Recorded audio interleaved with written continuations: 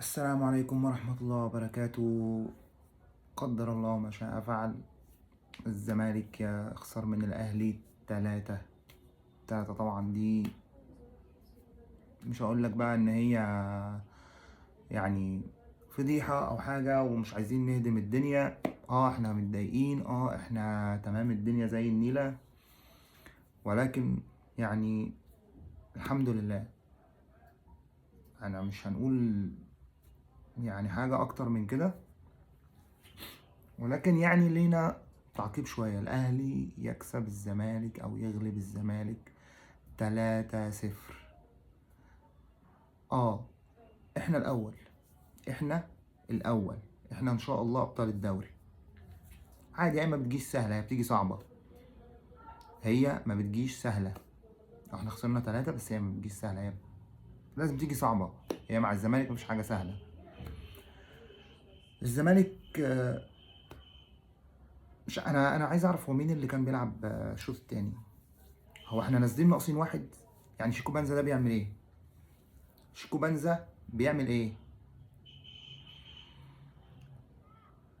مين شيكو بنزا؟ بيعمل ايه؟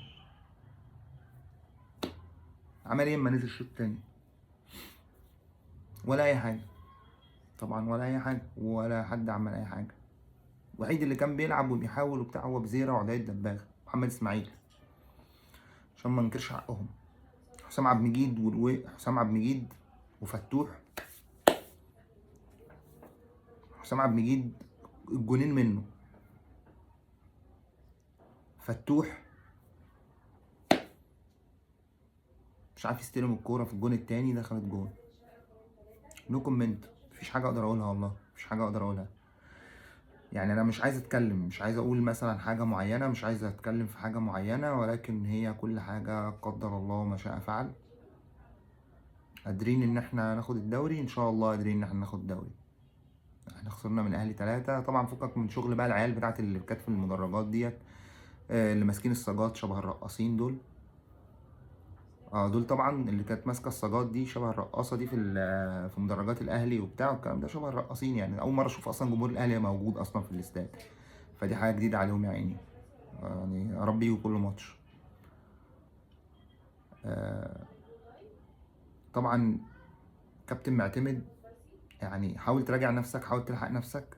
ماتش سموحة مفيهوش مفيش حاجة، مفيش أمل، مفيش نو اوبشن. يعني انت ما عندك، مفيش اختيار. مش هقول لك اكسب بقى، لا، انت لازم تكسب. هو مفيش اوبشن، ولكن قدر الله ما شاء فعل.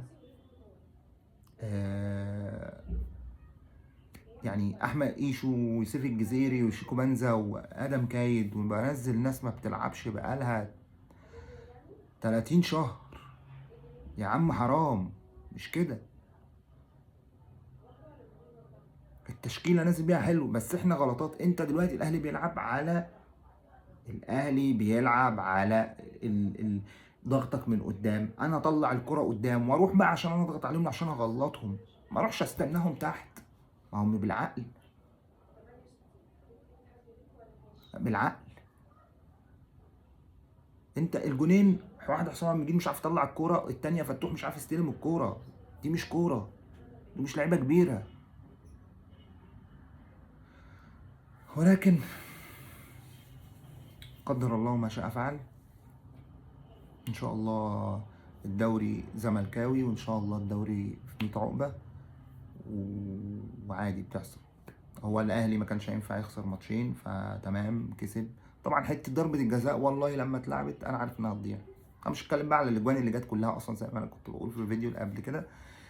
هي نفس الكور، خش يطلع ادي لبن شرقي من على الوينج، خش بقى يشوط، يخش يعرض لورا.